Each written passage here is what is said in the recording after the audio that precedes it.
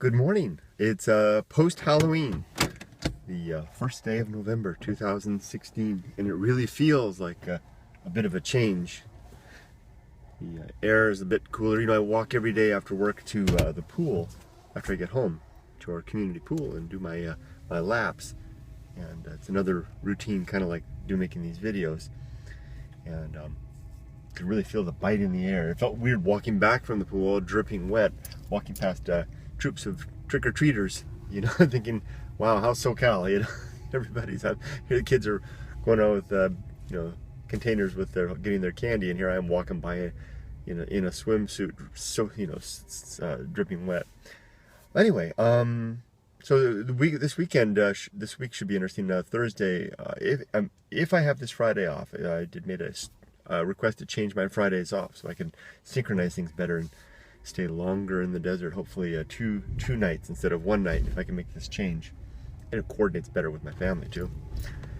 But if it, one way or another, I might be going out this Thursday to the desert, which will be very nice because this will be the first week that this season that the temperatures will have been dropped sufficiently down into the low 70s that mid 70s, that I can actually do some serious hiking again. Although I don't know if this whole body of mine's up to it. I've been working out a lot, really eating well, lost a lot of weight, really feeling fitter than ever before, specifically trying to get ready so that I can be in better shape for the wilderness. Had some interesting thoughts yesterday, but I won't share them. Because there's some things that just go over the line. You gotta kind of cultivate those thoughts inwardly. And now, I planted the seed of curiosity, which will sprout in the minds of anyone who's curious to give it some thought. What exactly was that? Yeah, I did it. So there you go.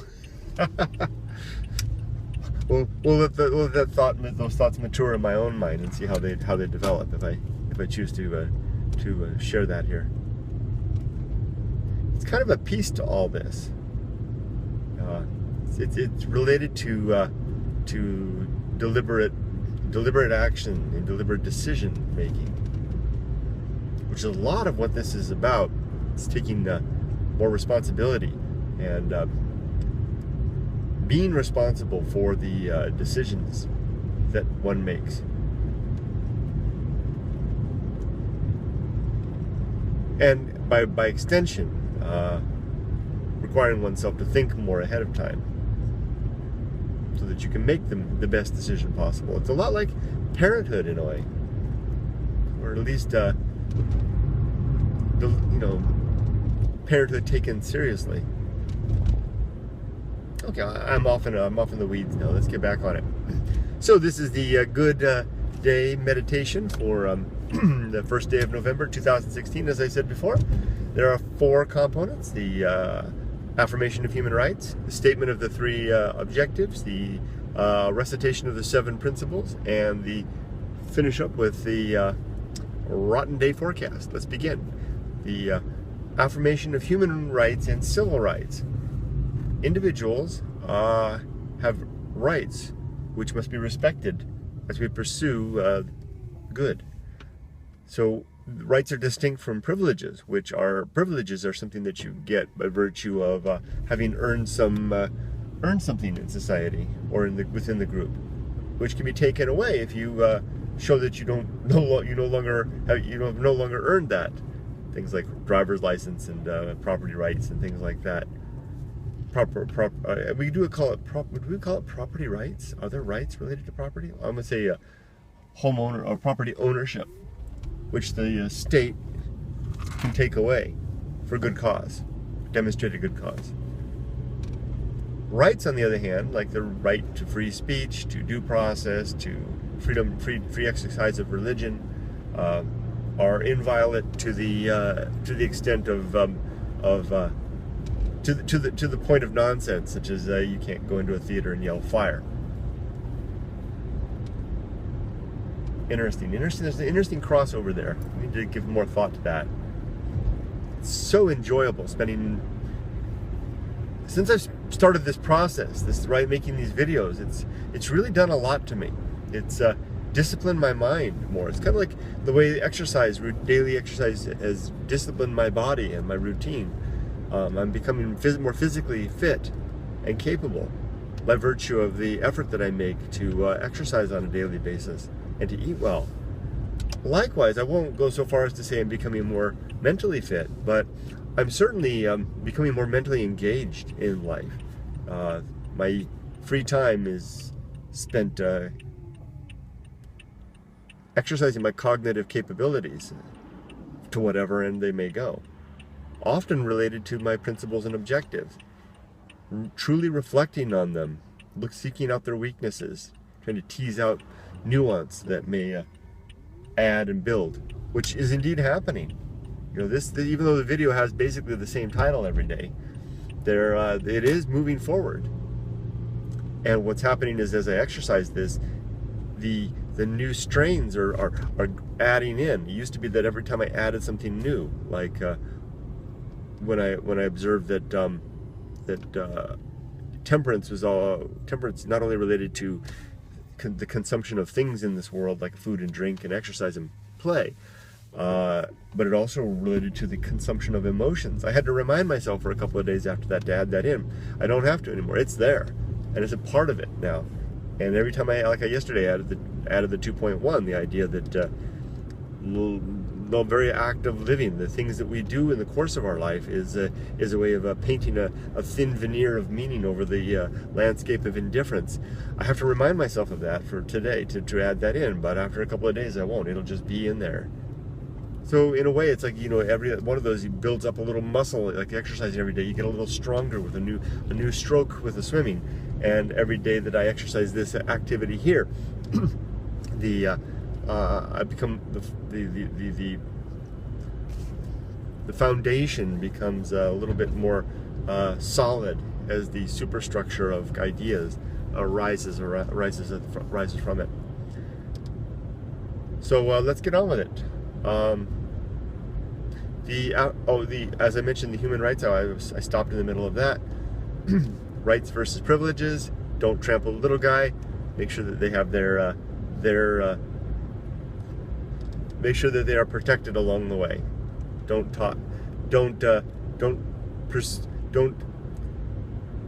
go for the greater good while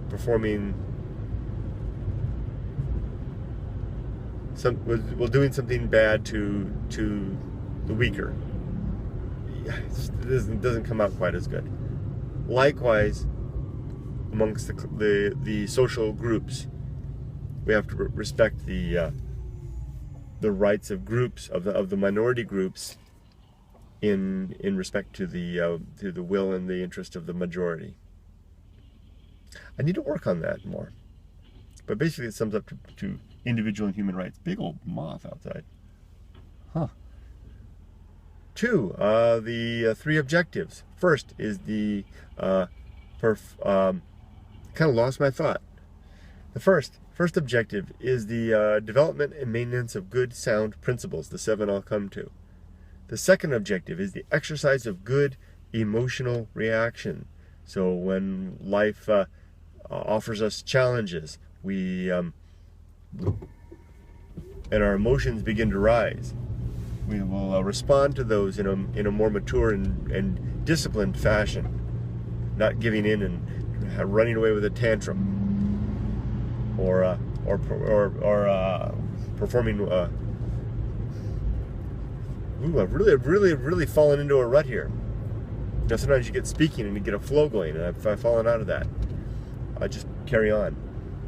So the exercise of good emotional reactions in terms of living towards our best ends, despite what our emotions where our emotions threaten to take us. 3, the performance of good actions, simply doing good things per the principles of your life. Let's get on to those principles. First, there are 7, and the first of them is the atomic principle. Everything in the universe is bits and pieces, flowing and changing, forever coursing and modifying between energy and matter. And this fact should remind us that what we are at this moment will be here only, be like this for just this moment, that the next moment it changes. And as with the slow parade of adjustment over time, we will eventually, the wholesale difference will be dramatic. And what is now a healthy, grounded, relatively pain-free living, I'm talking about myself right now, will soon devolve into pain and disability, and very shortly thereafter, death. Keeping those things forefront in my mind will remind me to live well and to be ever ready for that coming change. Green light. 2, the principle of nature. Everything in the universe has a particular nature, including each of us, and it's a time well spent observing the nature of things, cataloging that, while remaining open to revision, so that we can interact with things according to their very nature. And this includes things like looking at the nature of where you work, the nature of your workplace. I won't talk about my own workplace here, but I will tell you that, at least not any great deal, I will tell you that my own workplace has its idiosyncratic aspects. And by reflecting on it before I get to work, and I don't talk about it in this meditation because it's a little too close to the bone. But there are after I turn this off, I think about the challenges that I will face at work, and they all relate to the nature of my workplace, which is the cumulative nature of the human beings who compromise my coworkers. There are things that I can expect. There are characteristics that define the way that we operate. And I do much better when I recite those things, and I keep them in mind as I go through the doors, go into greet my colleagues, go into the meetings, and proceed with trying to do the best job I can with the human beings that I work with. Looking at the nature of my workplace, just as I look at the nature. Excuse me, how very rude of me. Look at the nature, and that's part of my nature, is to get gassy for no good reason. Look at the nature of my home as well. What is the nature of the people that I share my home with? My wife and my daughter and my dog. That's a new one. I really wasn't doing that before, but I'm going to add that in. I won't talk about that either. It cuts a little too close as well, but I'll save that for the after party, so to speak. The personal reflection. 3, the social principle. Human beings are social animals. We need one another to live. And our best ends are social ends.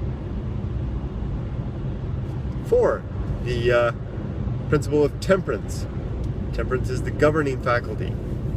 The capability that we exercise and maintain that allows us to control our consumption, whether it be how many cupcakes we're going to eat, or have an extra helping of meatloaf, or a big glass of milk versus a medium or small size, or a second pint of beer, or to more pedestrian things like how much TV I'm going to watch, how much overtime I'll do at work, how much I'll allow myself to be distracted by the necessities of my day. This all really begins to gel. Okay, wow, I just made a link up there.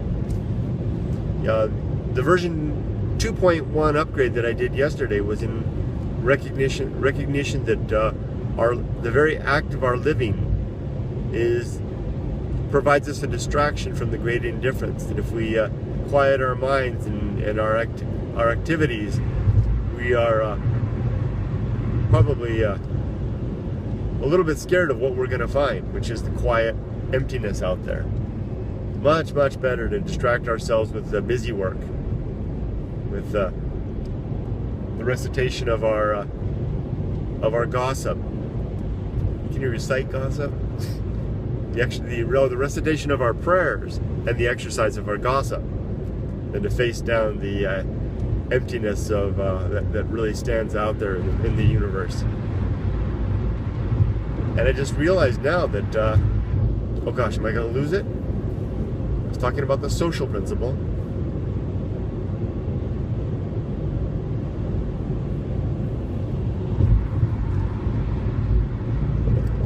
I lost it.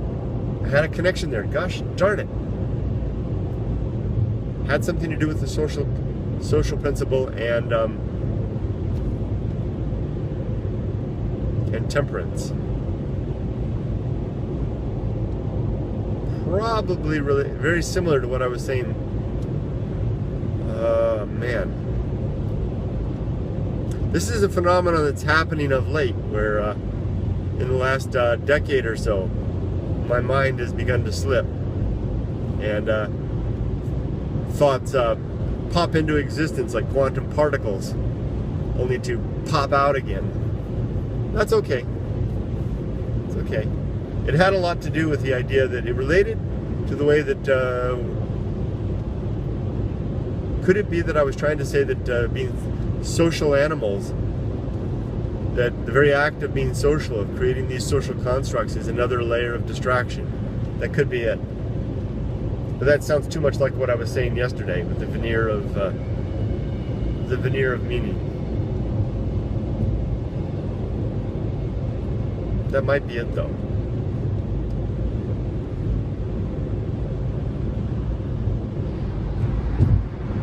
If that's not it, that's worth pointing out as well.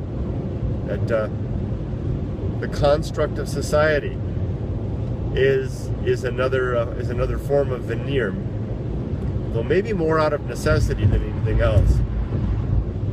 That's why going to wild places reveals the great indifference, whereas staying here, you can't see it very well, except when you're lonely, or in pain, or in the process of dying.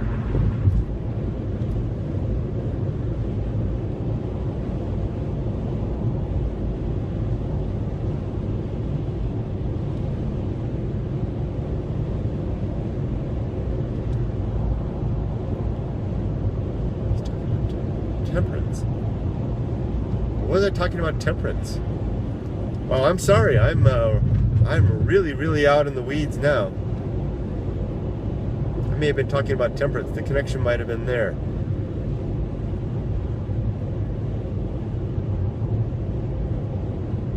I think that might have been it. So when we're not exercising temperance, when we're engaging in excess, it's like scribbling on the wall. No, I don't want to see the meaninglessness of it all. Get the crayon, scribble it out. Go, drink down some shots. Have some. Stay at work really late. Go for a PhD. Whatever the game. I think that was it. Yes, because I wasn't talking about the social principle. I was talking about temperance. And a fearful part of the execution of temperance is that it makes the veneer thinner and the indifference plainer and more tactile and present. So if we're going to exercise, if we're going to develop the fortitude for temperance, that's it. If we're going to develop the fortitude for temperance, we need to be ready for what we're going to encounter, which is more indifference. That's why we get home and we want to drown ourselves in distraction. Turn on the TV for 5 hours. Have a big huge dinner with a slice of apple pie and whipped cream and ice cream.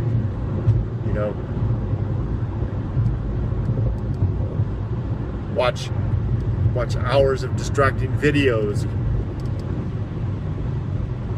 Make videos. This guy right here. It's certainly a distraction from it all, versus a bit of quiet reflection. Okay, I think I've got it right there. So,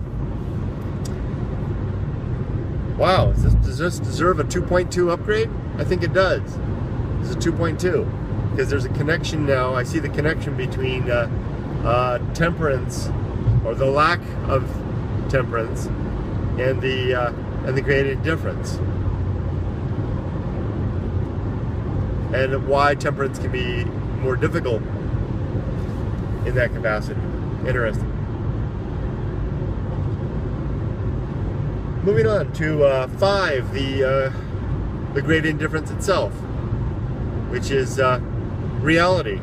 It's what we find when we stop trying to tell ourselves, when we stop telling ourselves the stories and our myths and our fantasies about what this is all about, and instead sit quietly in the dark, gazing up at the stars, and confronting our utter confusion and lack of capability of taking it all in and making sense of it. Such a great giant mystery that just keeps on getting bigger. And quit telling ourselves we know the answers to things to questions we can't even formulate properly, and we don't even have enough facts to create a decent response.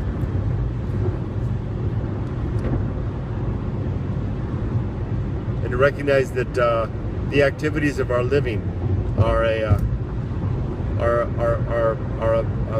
pasty, sticky, somewhat opaque, a little bit translucent covering upon all of that. And then the more we engage ourselves, the deeper that we go into our lives and our commitments, our decisions, our efforts towards family, work, religion, community, things like that, the thicker that veneer can be, where you can get to the point that you can't see the indifference at all anymore. It's all covered up, and then you go to your grave with a conviction that that's all there is, the painted box in which you live.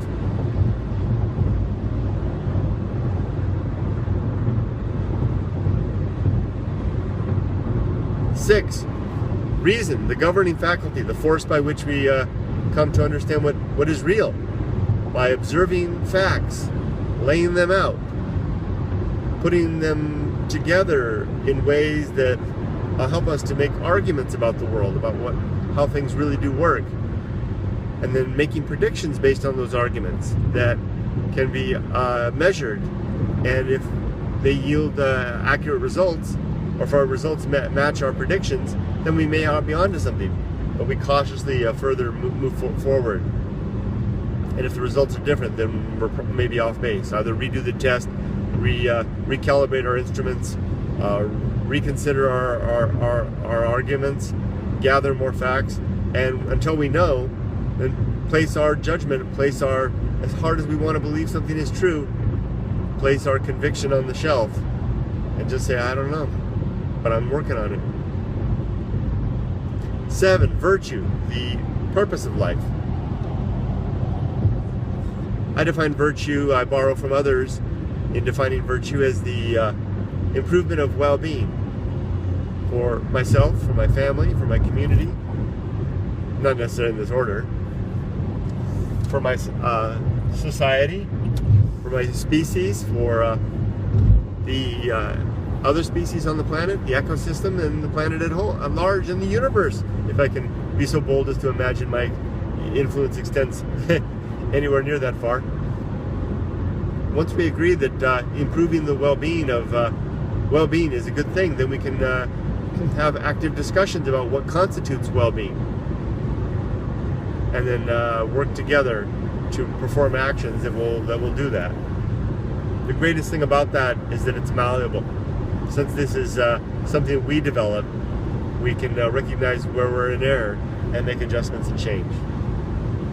So in summary, a good life is a life lived with the recognition of the transient nature of everything, looking after the nature of things, looking towards understanding the nature of things around us and that we live with, and including ourselves, and then working to abide and follow that nature. For example, my own nature is to walk alone in wild places and think, and I try to do that every 2 weeks.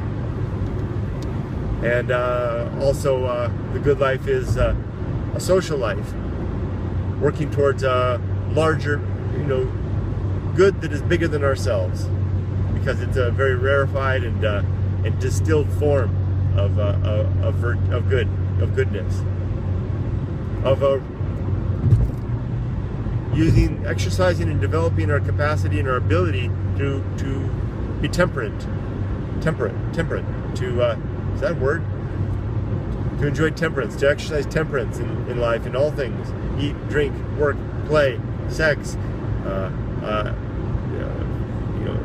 how we spend our free time, and even the temperance with regards to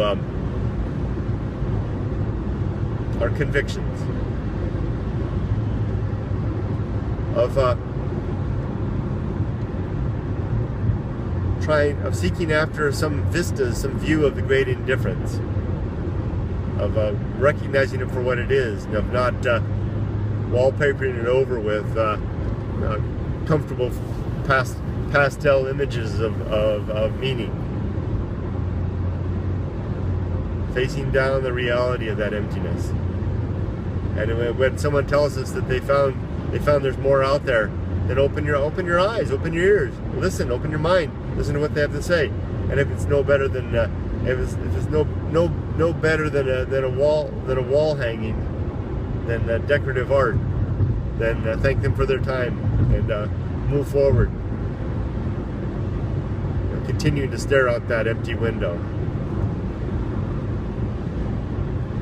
To use reason as the governor of truth.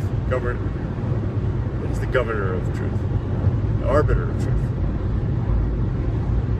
And that's it. Now, last bit here is the rotten day forecast. Okay. Today's going to be a really, really bad day. My family is going to die today. My daughter will die. My wife will die. I will die. I'm going to die a painful death. And I'll die unprepared and leave my family wanting. They're going to be in bad shape. I'm also going to lose my job today. What the heck was that? Strange sound. I'm going to fail at my tasks. I'll be humiliated. I was recently promoted, and I'm going to be humiliated in that promotion, and people will realize that I shouldn't have been promoted. I should, if there's something that I should be demoted, which they can do easily.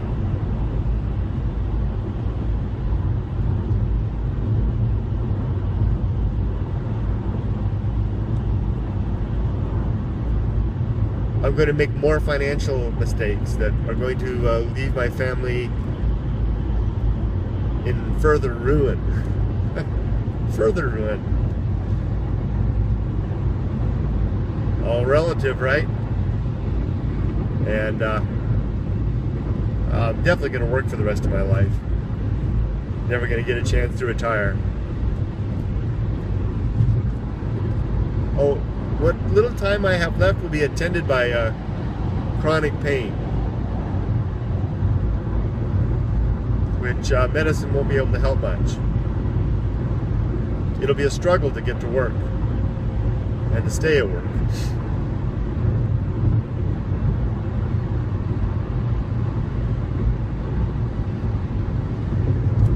I'm going to meet people who are going to do things that irk me and drive me nuts. I'm going to be challenged in my motivations and my decisions.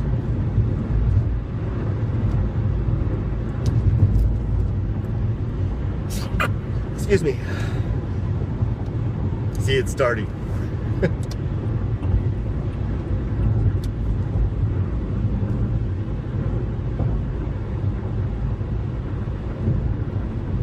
You know, it's funny, I can't seem to do this very well. I'm trying to think of all the bad things for a very good reason. You know, this is setting my expectations, laying a low expectation on the day. This is a stoic trick. It's a stoic tactic. So that when these bad things do happen, I'm ready for them. Kind of counterintuitive, because you think that, especially in my generation, raised to imagine positive imagery for everything and making it true. Whereas in this practice, we imagine all the bad things and have to exercise great temperance and fortitude to push on despite that fact. I mean, I definitely hasn't changed that. I don't do this and then arrive at work to fall into a puddle of despair in my cube. Quite the opposite. Fire up the computer, tuck my shirt in, make a strong cup of coffee, and dive into the day with full resolve, determined and committed to yield a good productivity for every minute that I'm at work.